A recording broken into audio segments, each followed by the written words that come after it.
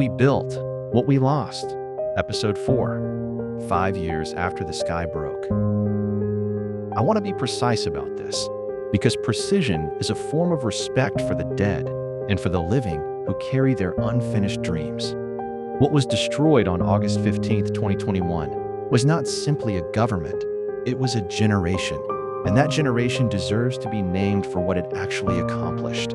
Not through the lens of geopolitics, not through the narratives of foreign policy, but through the truth of what Afghans built with their own hands, in their own language, against extraordinary odds and under constant threat. Between 2001 and 2021, Afghan universities grew from roughly 8,000 students to more than 200,000. Women went to law school. They became judges.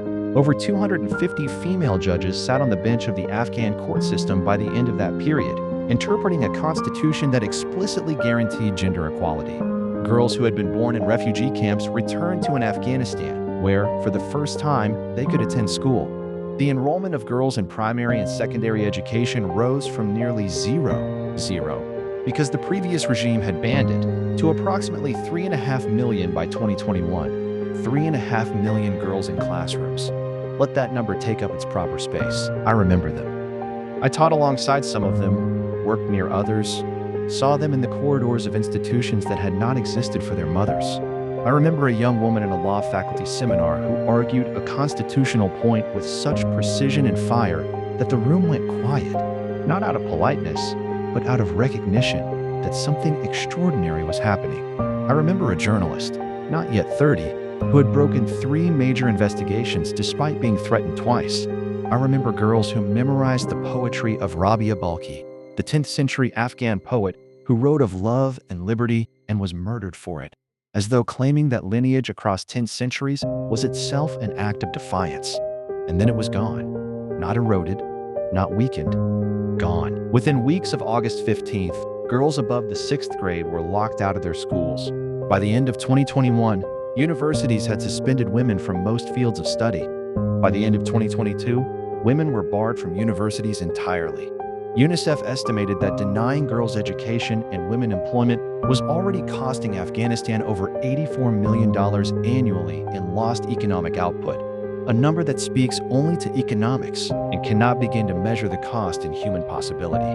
By 2030, if nothing changes, more than 2 million girls will have been denied secondary education.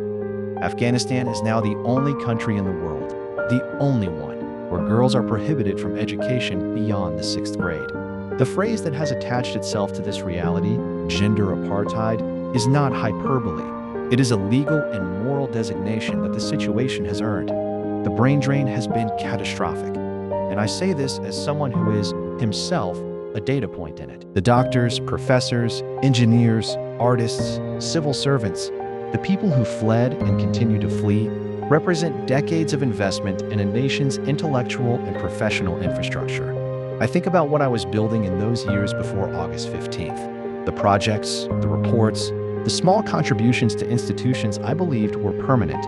That work exists somewhere, in files, in archives, in the memories of colleagues. But the structure it was meant to support has been dismantled.